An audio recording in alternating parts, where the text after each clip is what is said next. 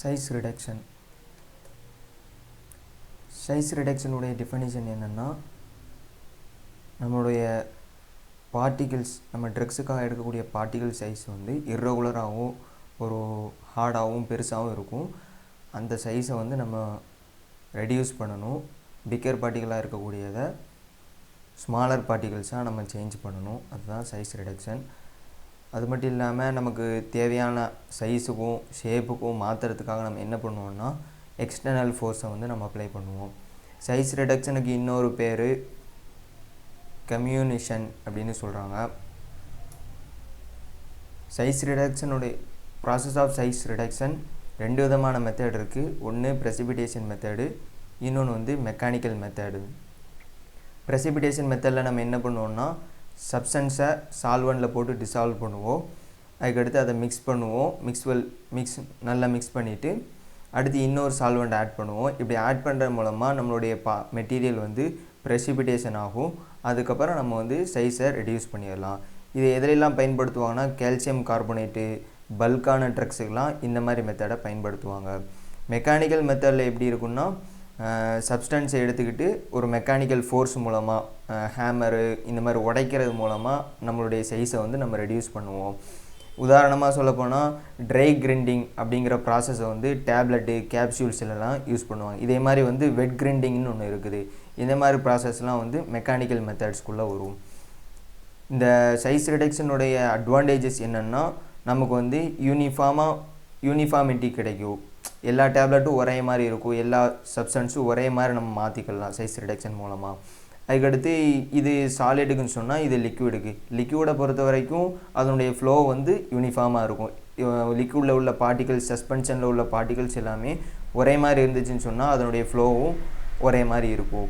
அது மட்டும் இல்லாமல் நம்ம க்ரூடு ட்ரக்ஸ் இருக்குல்ல, அந்த ட்ரக்ஸில் இருந்து நம்ம வந்து இது நம்ம ஒரிஜினல் ட்ரக்கை க்ரியேட் பண்ணும்போது அதில் எஃபெக்டிவாக எக்ஸ்ட்ராக்ஷன் நம்மளால் பண்ண முடியும், அந்த சைஸை குறைச்சோன்னு சொன்னால்.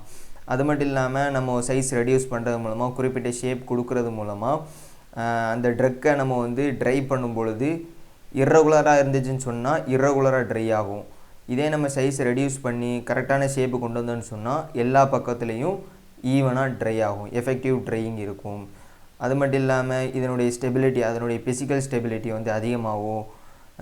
ரேட் ஆஃப் அப்சார்ப்ஷன், நம்ம பாடிக்குள்ளே அந்த ட்ரக்கு போச்சுன்னு சொன்னால் அது அப்சார்ப் ஆகக்கூடிய ரேட்டும் அதிகமாக இருக்கும். ரெண்டு டிஸ்அட்வான்டேஜ் தான் இருக்குது.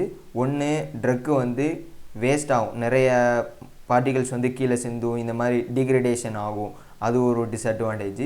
இன்னொன்று வந்து நம்ம ட்ரக் மாலிகுல்ஸை நம்ம அந்த மில்லில் போட்டு இது பண்ணும்போது கண்டாமினேஷன் ஆகிறதுக்கு சான்ஸ் இருக்குது.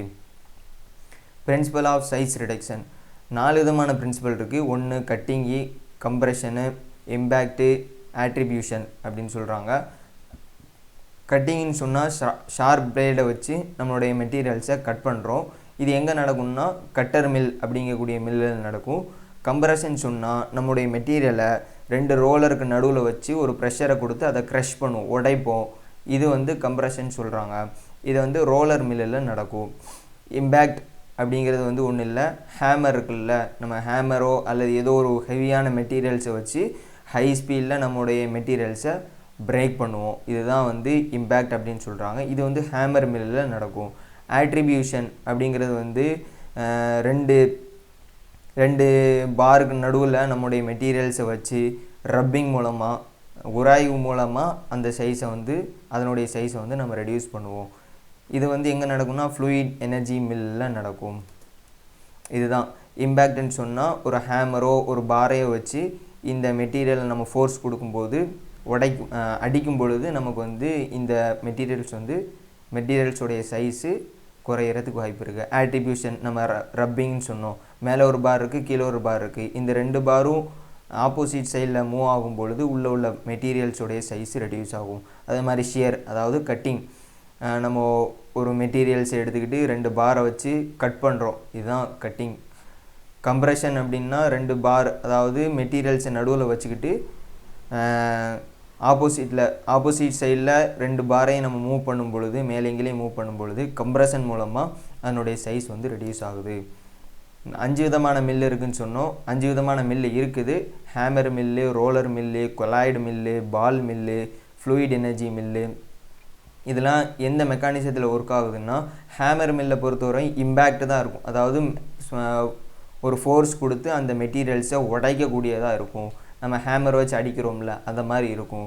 இதை வந்து ஆல்மோஸ்ட் எல்லா ட்ரக்லையுமே இந்த ஹேமர் மில்லு யூஸ் பண்ணுவாங்க. ரோலர் மில்லை ஸ்பெல்லிங் மிஸ்டேக்கு எள்ளு மறந்துடுச்சு.